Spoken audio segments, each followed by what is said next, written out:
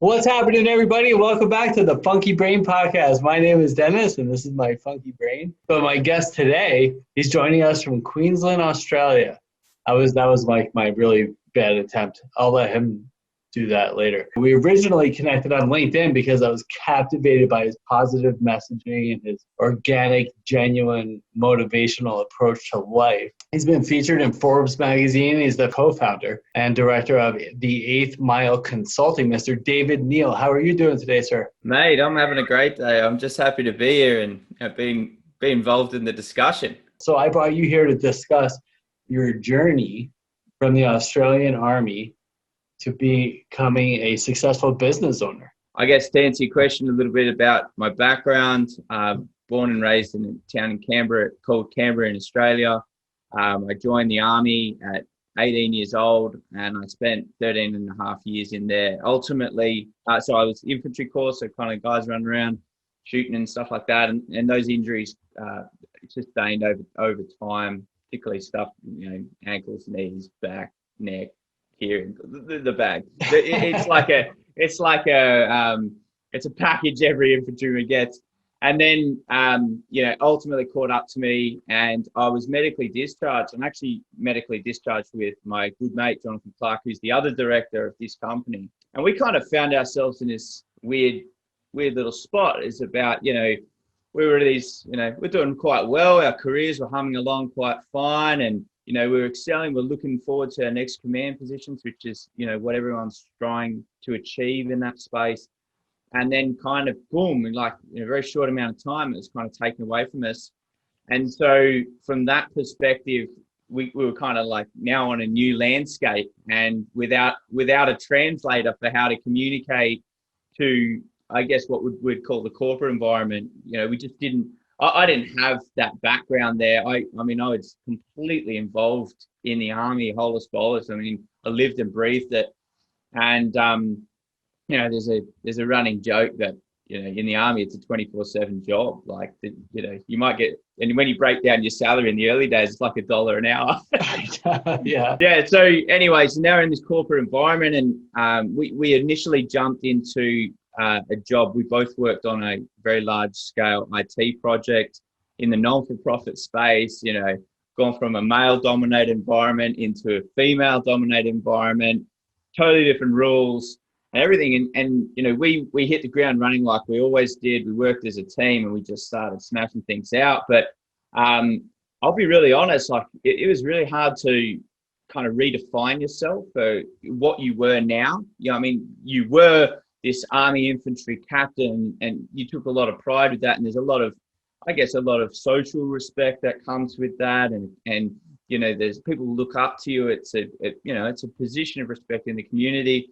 And then suddenly, boom, in your perspective at that time, you're a nobody. And, you've come from a career where it's, the dirty civilians, what do they ever do? They're not doing it hard. We're always doing it hard, all that sort of stuff. And then suddenly now you're one of them. What are you going to do about that? And so I found that was actually quite hard. And then at that same time, I had I still do have a fair suite of injuries and a lot of kind of pain related injuries as a result. And so, we were trying to get through this job and we were doing 16, 18-hour days back to back to pull this project, pull it together. And so we're popping pain meds they're going out of fashion, they're bloody Tic Tacs, and then, a couple of bourbons and rums to get to sleep at night. And then I guess where we're heading for the purpose of this podcast is we got to a point where we met a gentleman by the name of Peter Keith who, later, I guess, fulfilled a bit of a mentoring role for us. He had developed a lot of the content for a very successful charity called Trojans Trek. And Trojans Trek works on this concept of accountability and, refiguring out who you are as a person and who you identify as. And so we were having these kind of private discussions on the side. And I think what we can say with pretty strong confidence is that we were at that verge of going either left or right. And I think when we talked, Dennis, I talked about the victim mentality versus the casualty analogy. And, you know, in our previous world, a victim was someone who has let the environment control them, and now they identify as a victim, and that's their new identity. And a casualty is someone who identifies themselves as someone who's getting rehabilitated, or they're forward looking for, you know, recovery, or they're focusing on a new goal. And a casualty can be as hurt physically or mentally as a victim, but the casualty will come out and the victim will not. And that distinction for me was like a punch to the face, of which I've had many. And it was a bit of a shock to the system, because I had never really thought of it from that perspective. And I started thinking, like, is what I'm doing hurting or harming me? You know, and what is it in my control that I can actually influence here? And so I think we caught it early at the crossroads, but I've subsequently seen so many of my mates, my good friends, go down a very, very different path. And some of them aren't with us anymore as a result of that. And hence why some of the projects and the work that I've explained to you in the past in the veteran space that we do from the 8th Mile, we're so passionate about, because it's bloody preventable and it's frustrating to watch. And, you know, it doesn't take a lot to refocus someone if given the opportunity to talk to them directly and transparently and honestly. And it's very hard to have an honest conversation these days. I don't know what you think, Dennis. It can be, yeah. It depends who you're talking to. One of the other reasons that I asked you to come on, because we did just have this like casual conversation one day when we connected on LinkedIn. We're like, let's just set up a time to talk. And I was like, okay. And we just started talking, but it's your wisdom. Like, you have wisdom beyond your years, and you've obviously been through a lot. And so that's why I was like, wait, let's stop talking. Let's do like a podcast and just share like some of your experience, because whether you're overcoming an addiction or not, there's still struggles, right? We've all had those struggles. And when you're talking about, working 16, 18 hours a day, that's what it takes really to become a successful business owner. I had a successful business like 10 years ago, which I eventually lost, but I had a mentor along the way, and I worked my ass off too. I was doing 18, 20-hour days. I would just fall asleep with my laptop in my bed the laptop on my lap, and I would just like be typing, fall asleep, wake up and start typing again. And I said to my mentor, because eventually that turned into success. The money started coming, like financial success, you know, there's different types of success. But I said to him, once all this turned around and I got out of debt and I was making really good money, and I said, you know, I just got lucky. You know, and there's an old saying, it goes, the harder you work, the luckier you get. So your company, you work with lots of different types of businesses and help them turn their businesses around. Is that right? Yeah, absolutely. So when we first jumped out of defence, we went into the non-for-profit business. We were there for a year, and then we launched the 8th Mile. And the 8th Mile was launched on a number of observations, in so far that we'd come from a culture of very, very strong mentoring and leadership and accountability. I mean, like, it was bred into us. You couldn't run if you tried. So you just didn't try after a point. You just accepted your crap. Like, if you stuffed up, you stuffed up. And for the ones that did try and hide, their careers were short-lived, or they went to jobs that had very little impact and effect. So having this kind of drilled into us, and then we jump in this new world, and there's a culture, well, from an objective lens from our perspective, after knowing what we felt good looked like, to suddenly seeing this kind of misdirection culture. It was like, it wasn't me, it was the environment. It wasn't the decisions I made, we made them. And it's like, just watching it play out was, it's like nails on a chalkboard for us, because we would just kind of stand there and go, yeah, we stuffed this up, or we broke this, and why would we need to hide that? I mean, you're not going to fire me because I'm telling the truth, surely. Like, the bad things are happening all the time, whether you know about them or not. And so it was just a really weird space for us. And that's why we launched the 8th Mile. We're like, look, let's try and get some of this feeling of this culture, this powerful leadership space, and combine it with our knowledge of projects, which is essentially our tertiary lineage, and then link them together and go, let's actually help businesses get things up and off the ground and have teams that actually get jobs done. There's so much talk these days and no one's actually getting anything done. And so how do we cut through all... Right? Like, there's a time for talking, absolutely. There's a time for doing as well.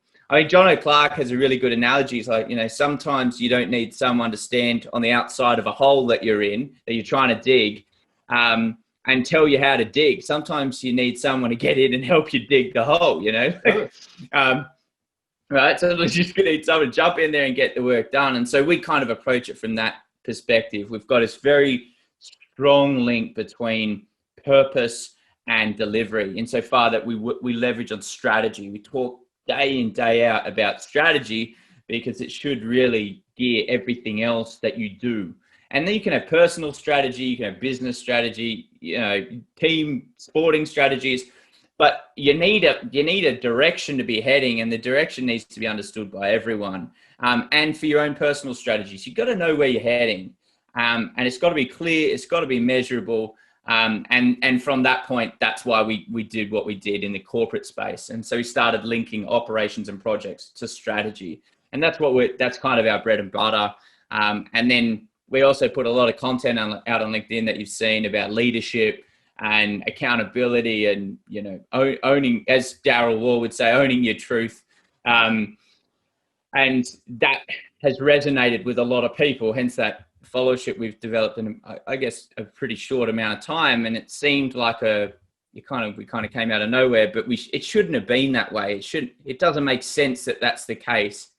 And one such example was, when I first jumped on LinkedIn, I just slapped out a 30-second post that said, leadership is not about you. And I said, like, 3 things it is and 3 things it isn't. And that got shared like 7,500 times. And that angered me. It angered me. Oh, it angered me in the sense that this shouldn't be an amazing epiphany. The fact that leadership is not about you should not be a surprising comment. And it should be the sort of comment that gets lost in the ether. It should just be, yeah, of course, like, it's just matter of fact. Of course it's not about you. But it was not the case. And so, the world spoke out openly about it. And I guess that launched us, because it was like, all right, well, what else is not about you? Maybe you need to go help some other people. And and very shortly after that, we launched the mantra of good people helping good people. And in doing so, I think I said last time we talked, I acknowledge that not everyone's good. And so you need good, strong values to find other good, strong people in order to have an effect. Speaking of your addiction, your addiction stories, almost all of those will include parts of people's lives surrounded by people with poor values. Wow, that's absolutely true. Yeah, you're right. Yeah, because I believe we're a victim of our environment. People talk a lot about the genetic component, but I think it's how you're brought up. I think it's who you surround yourself with. And that carries into every area. It's not just addictions. It's around business people. It's around, like, success breeds more success. You hang around with 5 millionaires, you're going to be the next millionaire. You're absolutely right. And you said something very subtle before, but you're absolutely correct, is what defines success. I mean, you might be hanging around 4 millionaires, but you don't want to be like them at all. Right. And, I've got, it's funny because I've got a lot of rich friends in certain circles who've done really well for themselves. They've created businesses, they worked, incredible hours, and they've taken incredible risks, and now they're quite rich, but they're very unhappy people. Yeah.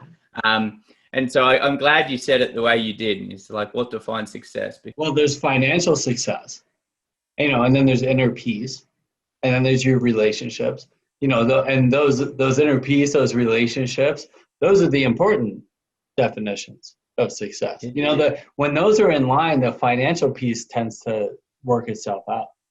If you're focused on that, you're not going to be as happy as you want to be. Now, I remember talking to my grandfather years ago, and I was like, well, he made a lot of money, 50 years ago. The world was just still kind of growing, but he was all about money.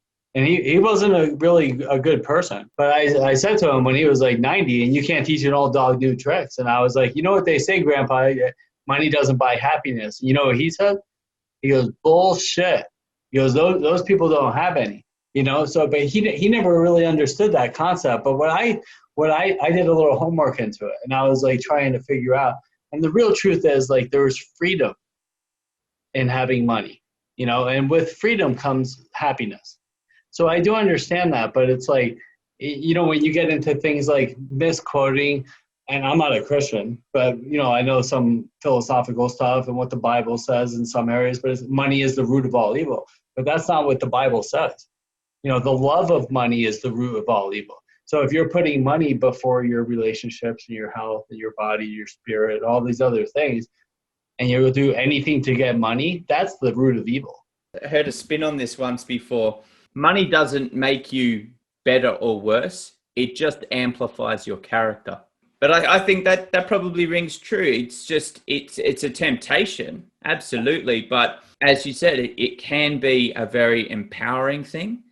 But if you are raising money for good causes, to do good things for the community, for the environment, list goes on. But if you're doing it for good purpose, you need money to have impact.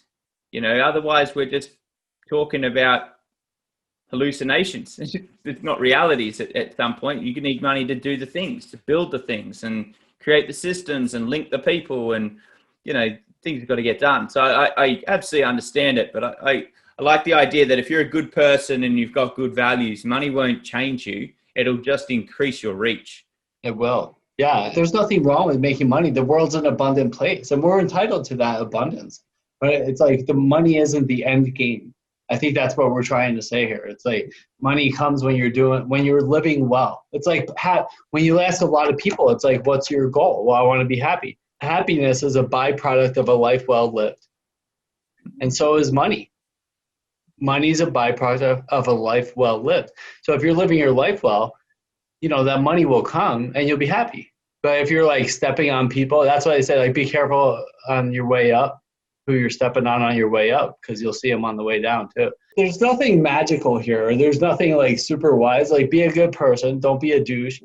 Do the best that you can. And then, work hard, find some good purpose, and be of service and give back and all these things. And then all the money will all follow you. And, I want to go back to the accountability piece that you talked about, because you brought it up a bunch of times.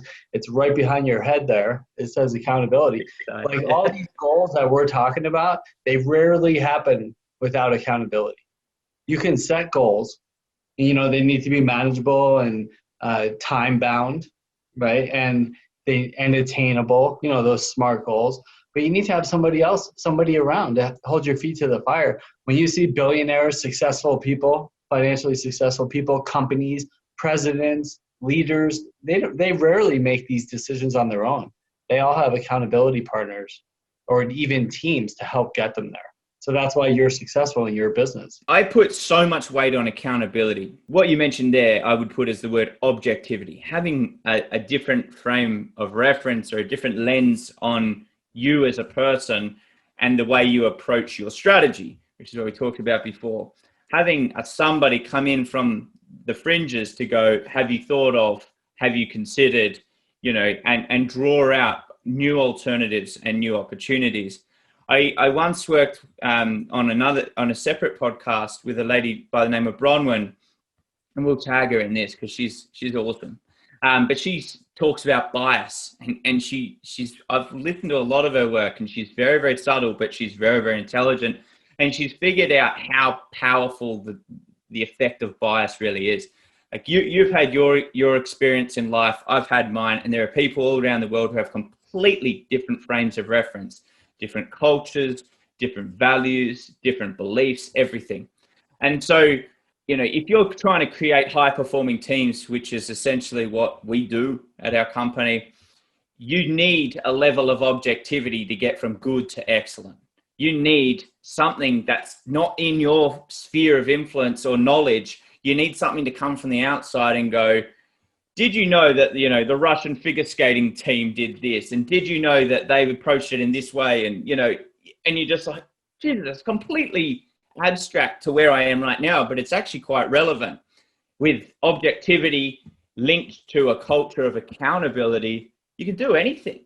you're literally unstoppable, because you'll just keep evolving at a faster rate than the environment can hit you. Your company's motto, it's good people helping good people. So what does that mean to you? Like, where did that come from? I mean, I kind of know, but you have to like align with the company that you're helping or the people that you're helping, or you feel like that's an important part of the process, right? We've turned down a large number of clients, and we did in the early days at the expense of our revenue as well, which was hard. You know, you talk about the hard right over the easy wrong.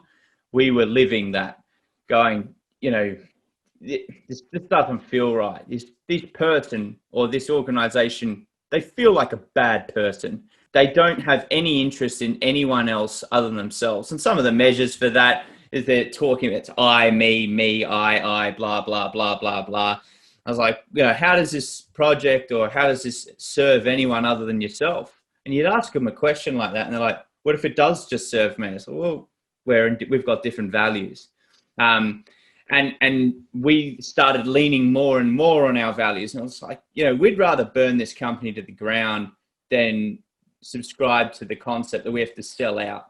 Because of that, we've held consistent to our brand, and our brand grows in strength every day, because people like to rally behind the idea that there's this group that will literally burn their company to the ground, then go the wrong path. And that's why we run a filter over everything we do.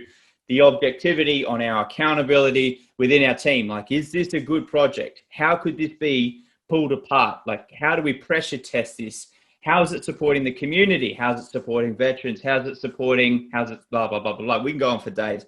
But the point is, if it's not serving something other than yourself, then you're probably sapping the precious resources on this planet, including time, which I'd say is probably our most precious resource is time. You know, no amount of money ever bought you an extra second. You know, not one person could convince me otherwise of that. And so if time is our most precious resource, what are we doing with it? And who are we associating? You know, we talked about who we're associating with before. Who are we spending our precious finite time with?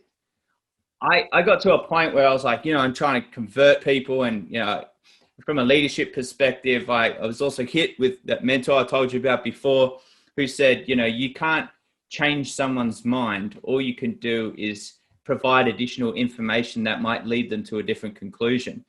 And the moment that happened, it meant so much for so many other things in my life. It's like, I'm not going to spend that extra hour on social media trying to change someone's mind.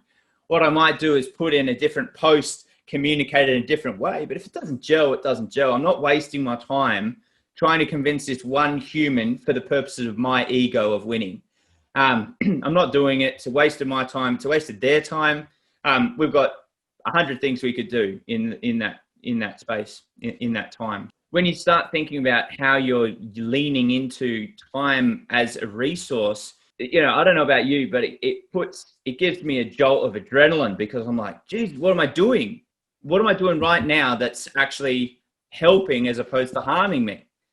You know, could I just drop down and do 10 push-ups? Could I go for a walk? Could I go call that person I didn't call because I want to watch Netflix? Like, I could do so many things, and they're all linked to choice. It's all this accountability thing's all about recognizing that every single thing you do it is based on a choice. You choose to do nothing, or you choose to do something, but either way, it's a choice. You know, when people go, you know, they did this to me, they, it's like, okay, they had choice in this, but I'm kind of reading into it too. And I'm not part of a victim blaming culture, but there's a level of choice in staying in septic environments. There's a level of choice in where you put your money. If you choose to put that into buying alcohol or buying drugs, as opposed to putting it in your kid's college fund, that was a choice. That was a choice that you made. And I know that there are strong influences driving you down one path or the other, but it is a choice. And when you're sitting on your deathbed and you look back on your life, you'll look back, and I bet you $1 million, although it'll be irrelevant at that point, is that you will think of all the choices you could have made and all the things you could have done differently and all the lessons you should have learned from earlier. I bet you that's what'll be on your mind. And that's what's on my mind. So that's why I'm always thinking like, what do I do now to leave the legacy for my deathbed? And if I know it's a bit morbid, but when you think about it like that, you're like, man, I've got a ticking clock. This thing's ticking right now. Even right now, it's ticking. So I hope this conversation serves someone well. But it's just always going. And when you kind of approach it from that angle, you get moving, and you get moving fast, because you just don't have the time to muck around. I want to talk about that again real quick. I mean, you just crushed it. People talk about what's your most valuable asset? And, people think it's their money or their cars, their houses, their investments, but that's not true. It's time. Time is your most valuable asset, right? So with that in mind, how are you spending your most valuable asset? Are you spending it worrying about what somebody wrote on social media or what some politician is saying or doing that doesn't care about you, even though they make it seem like they do, right? Or are you using your time wisely? Are you spending your most valuable asset wisely by mapping out strategic steps to get to where you want to be, and then having somebody in your life, whether it's like a coach or a consulting firm or whatever it is, to help get you there and hold your feet to the fire? Or are you worrying? Are you sitting on your phone looking at social media? So the choice is yours. We're not responsible for what may or may not have happened to us in the past, but we're responsible for our lives moving forward and for our reactions to what happens to us too. There is a level of expectation that I would impose upon people to understand, is that you owe them a level of service, as do they owe you a level of service. And so, I had a good analogy given to me once before, is about the concept of what can you influence and what can you control. If you can't influence and you can't control it, move on. Find something else that you can influence and control. If you're watching the news and you're watching world events and they're giving you anxiety, stop doing that. Right? Or if it's within your remit and your ability to influence and control it, go and do something about it. Go join in charity and get on the ground and go pick up buckets and move rice bags and stuff. Like, do something about it. If you choose not to do something about it because it's outside the scope of what you can deal with right now, find something closer to home and do that. And turn the bloody television off and go fix something at your doorstep. And once you fix that, go fix something at someone else's doorstep, and start leaning into the things that you can influence and control. Because otherwise you're just going to be hallucinating. You're just going to be sitting there rationalizing the world in a completely unresourceful manner. And it's not going to lead you anywhere other than back into your own brain, where you're just going to go downhill. Yeah, you get you right back into that victim mentality, right? And you blame, and I was taught, don't blame, complain, or accuse, right? Get up and do something. It's really that simple. You have to make a start. Sitting around not getting anywhere and then blaming the world for your circumstances is going to get you nowhere. You could do that for years, and people do for years. Get up and make a start. Do something. If you want to lose 30 pounds, go for a walk. If you want to start a business, you can start a Facebook page for free. Go out. You can start a company page. John's carpet cleaning business. Now you have a business. Go do something. Do something. And surround yourself with people that can help get you where you want to go. And I say that all the time. It's like, if you're the smartest person in the room, you're in the wrong room. I'm always in the right room then. Another way I've tried to explain this particular concept, and particularly for my work in Trojans Trek, which is a veteran-based charity that deals with veterans and ex-emergency service personnel, like fireys, ambulance, cops, all that sort of stuff, that are right kind of down the far end of the spectrum. Like, these are the people that everyone's kind of like, this is a bit too grimy for us to deal with. And I'm talking about people who have killed themselves, who've had a good crack at it, have serious addictions. Also people who are coming in and out of jail. Like, that's our clientele. From that, I've always put a frame of it that good friends will tell you what you need to hear, not what you want to hear. That's right. And what you deal with that is a reflection of you. Right? If you choose to be offended by everything that is thrown at you, you will forever be offended, because suddenly you are changing the level of accountability of your part in it. You're just removing it and saying, I'm a victim. I'm just getting smashed from all sides here. I'm offended by everything, but I'm not doing anything about it other than maybe yelling at people, which is probably not helping anyone. And so from that perspective, good friends will tell you what you need to hear. At that point, when you receive that information, and I always challenge my friends to tell me something I might not want to hear. And sometimes they hate hearing me say that because they get all uncomfortable, but they do it anyway. The moment you get that piece of information, stop. Don't say anything. Just stop and listen to what that person is saying to you, and understand they're probably doing it from an angle of love. They're probably telling you something you need to hear. And it's probably more uncomfortable for them than it is for you. And you're not, don't be the victim in that. Be the person that can take that information and turn it into something resourceful, and use it as a mechanism to relink that relationship with that person and strengthen it stronger than it was ever been before. Just shut up. Just listen to the thing that the person is saying and don't reply for a bit, and think about your response, because it always seems to be that tiny junction when someone gives them that information. They're like, oh, they're always attacking me and this and that. And it's like, well, maybe you needed to hear it and you chose not to listen at that point. And that's on you. That's not on them. And I actually have more respect for the other person, providing they're not bullying someone. They're doing it in the right way, in the right context, and for the right purpose. But just listen. So back to my grandfather, he was, again, not the most awesome person, but you can't live to be that old without some wisdom, right? And I remember talking to him one day, and he was saying all this stuff, this wisdom, these things that probably could have changed my life. And I said to him one day, I said, Grandpa, how come you didn't tell me this 30 years ago? And you know what he said? No, he said, I did. Oh, even worse. Yeah. So, listening is a lost art. If you can master listening, you'll get far. So that's such a great point you bring up. A lot of us hear stuff, but there's a difference between hearing and listening. And then also another awesome thing I love that you said is just sitting with that information. Don't react. Don't respond. Sometimes, you have to use your judgment, but sit there and listen to that, and then take it and do something with it.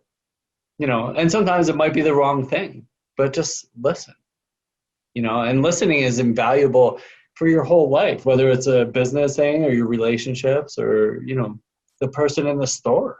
Like, somebody might just need to say something sometimes. And always, like, when you get into the less is more thing, when people come with some sort of problem, whether it's an addiction or relationship problems, whatever it is that we're talking about, it's not here, let's add a bunch of stuff into your life to try to fix that. It's always remove the blockages first, the unhealthy, harmful behaviors, belief systems, values, the things that are keeping you from growing or moving beyond whatever challenge it is that you have right now. Then we can add stuff. So what are some of the struggles that you face? Like when they look at the 8th mile, they see this awesome set behind you with the powerful colors and the bold writing and the successful guy sitting here, but there was a lot of struggles along the way. What's one big struggle that you had where you were like, I don't know if I can make it? Because this is the type of stuff that I want people to hear. People that are struggling, that are just down and feel like they're never going to get ahead, they don't see, like, we've all been there. And then you have to overcome that to get to where you want to be. So I want them to hear you say, I had to overcome this. Well, I would say that the identity piece has always, it's kind of like imposter syndrome. And so you start to wonder, like, do I actually know this content? And are we actually providing value? Is the market too, full of people like us? Like, you start rationalizing nothingness. And, the one thing I would say that the lesson I've learned is to ignore that voice in your head. That is not your friend. that voice will rationalize anything it wants to. And all you need to do, if you want to think big, look at world history. You've got, at any one time, we've got wars all around the world where people are rationalizing that is the right thing to do. And they're completely avid that they're correct and the other person is wrong. That is rationalization. You know, Robert McNamara, who was the Secretary of Defense, is also one of the most intelligent men of the last century, said that rationality alone will not save you. And he was actually referring more broadly to like the Cuban Missile Crisis and all that sort of stuff, with these two powerhouse superpowers with all the intelligent, exceptionally educated people, rational individuals on both sides nearly came toe to toe with nuclear war. Like, how does that happen when we're all rational people? The answer is rationality is not the solution. Objectivity is. Having something from the outside that will slap you over the head and go, get out of your own head and start doing something productive. And I felt that during the creation of the 8th Mile. There are times when you're like, you're just thinking about stuff that just it doesn't exist. You're just fabricating nothingness. And so you start to wonder, like, should I be doing this? Can I afford it if it all goes wrong? Can I, am I leading people on? Am I a good leader? What gives me the right to talk to people about leadership? All these sorts of things. You know, I'm young. You know, should I be talking to senior executives about this sort of stuff, and will they listen? And at some point, I just kind of like, I just wound it down. I was just like, just shut up. You're just white noise. It's still it's always there. You can't turn it off, but I just wound it right down. It's just this low hum that I can listen to if I really want to, but most of the time I choose not to. And I start, instead of listening to the voice in my head, I start listening to other people. And now I'm learning so much faster. And so that has been a profound change for me in the last couple of years. And I think that was the jump into fatherhood with my kids. I think that was the jump into outside of defense and looking at the world from a completely different lens, and now forcing myself to learn quickly in a new business model, and a new business structure and all of this sort of stuff. It's all new for us. I think I'm learning faster than I've ever learned before, because I now know what I'm looking for. And I'm finding it everywhere. I mean, they call it frequency bias. When you look for something, you'll find it. You ever think like, oh, I've seen a lot of red cars today, and you'll just see red cars everywhere. It's called frequency bias. And so I'm trying to use leadership as the mechanism. I see it everywhere now. And now it's content for my company, and things are just getting faster and easier as we go. That is so awesome. So I use that concept in my coaching practice. So when I'm coaching people, because I don't just do addiction recovery, it's life mastery. I cover a lot of different areas. But I call those, everything you were just saying, I'm not good enough to talk to these executives. Like, who am I to do this stuff? And I call those bullshit stories, right? So I have my clients write down what bullshit stories are you telling yourself that are keeping you from getting here? So I'm not good enough for a relationship. Who am I to be sober? I'm never going to be sober for more than a year. I've screwed up my whole life.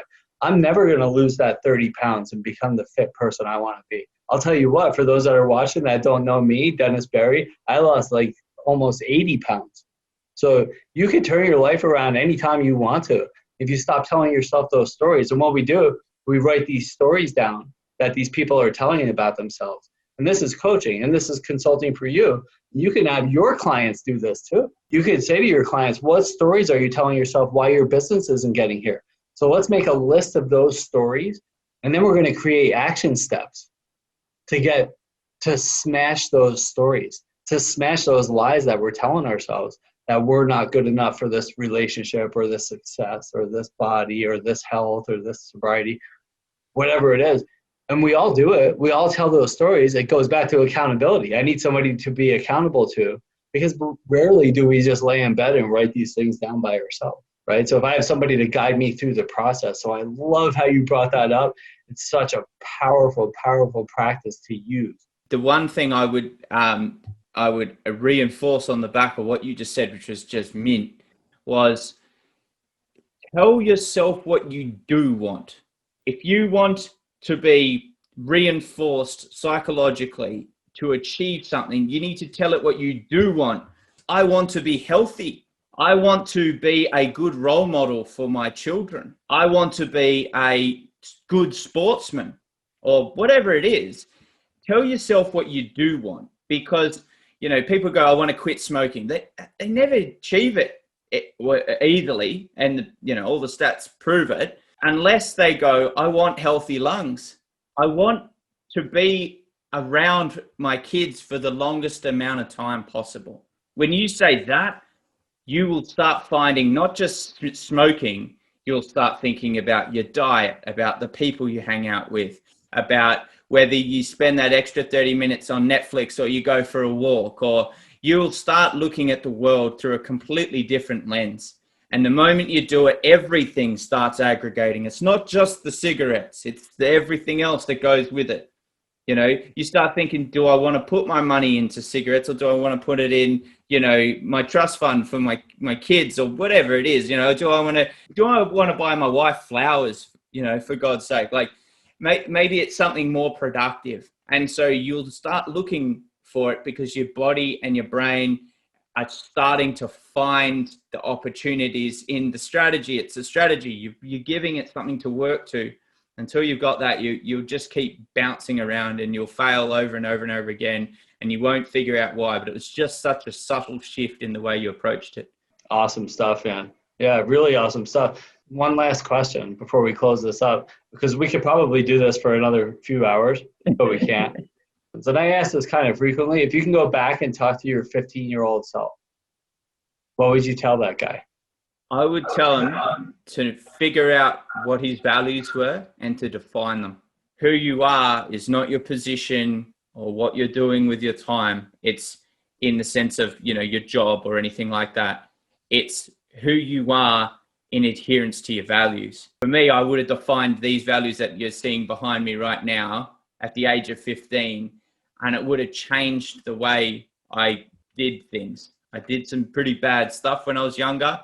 I could have avoided that very, very easily had I known my values and defined them. But there, you know, there's no failures, there's only learnings. And so from that perspective, I've got what I've got. So we just move with what we've got now. Yeah, you know? I love that. And you know what else I love? Because I was just going to close it up right now, but I want to say this one last thing. What you just said is so awesome. There are no failures, only learning, right? You just said that. And I was taught this too. It was like, nobody fails at anything. All we do is produce results. So what do you do with the results that you produce? So if I throw you a soccer ball and you drop the soccer ball, are you a soccer failure? No. Like, I'll throw you the ball again. You'll catch it next time. Now you're a soccer success, right? So if you're a real estate agent and you're selling this house and the deal falls through, are you a real estate failure? Or do you just go sell another house and then you become a real estate success? So all we do is produce results. But we can get hung up in that failure really easily. It's easy to get down on yourself and sit down and say, oh, the world's against me, fall back into the victim mode and say, oh, I'm a failure. But that's more stories that we're telling ourselves, right? Yeah, so I love that. David, you are awesome. I want to do it again sometime. How can we reach you? How can all these next big multi-billion-dollar companies reach out to David Neal and the 8th Mile Consulting? Website, 8thmile.com.au. We have a very, very strong LinkedIn presence. We're on Facebook. We're on Instagram. We're pretty easy to find. So it's 8thmile.com.au for the easiest solution there. Thank you so much, David. I appreciate you hanging out on the Funky Brain podcast. And right on, everybody. Thanks. Hope you learned something good today. I did. I learned a lot today, actually. And thanks for tuning into the Funky Brain podcast, and have a great day. If you're not having a great day today, then go have a great day. So you can't think your way into a new way of acting. You have to act your way into a new way of thinking and being. Hi, I'm Dennis Berry, best-selling author, speaker, and life coach for addiction recovery. So many people are stuck in their addiction, whether it's like drugs or alcohol or food or shopping or sex or money, and they think they could just stop or try to figure it out on their own, but they don't change anything in their lives. Nothing changes if nothing changes.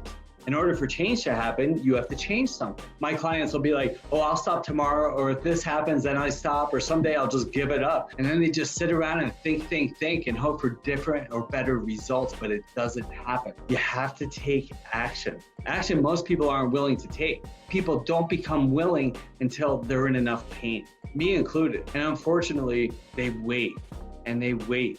And time passes by. Even if you are willing, you don't even know where to begin. And that's where I come in.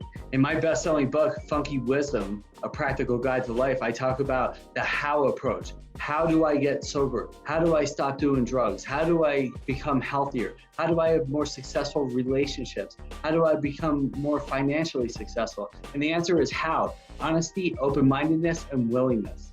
I have to honestly admit that there's a problem. I have to honestly admit that things aren't going well and there needs to be changes. And then once I do that, the door opens and I become open to seeing new ways of living. And then I become willing to make those changes. You can't solve a problem with the same mind that created it. That's why I'm here to help. And, you know, I've been working with clients for over 15 years and helping them get clean and sober and change their lives and achieve inner peace and success. If you or somebody you love is struggling and doesn't know where to begin and how to make those changes to get to where they need to be, give me a call. Not tomorrow or in a week from now when you're hungover and your life is falling apart. Call now. Start making that change today and you'll be glad that you did. I'm sending you love and good vibes. Have a great day today.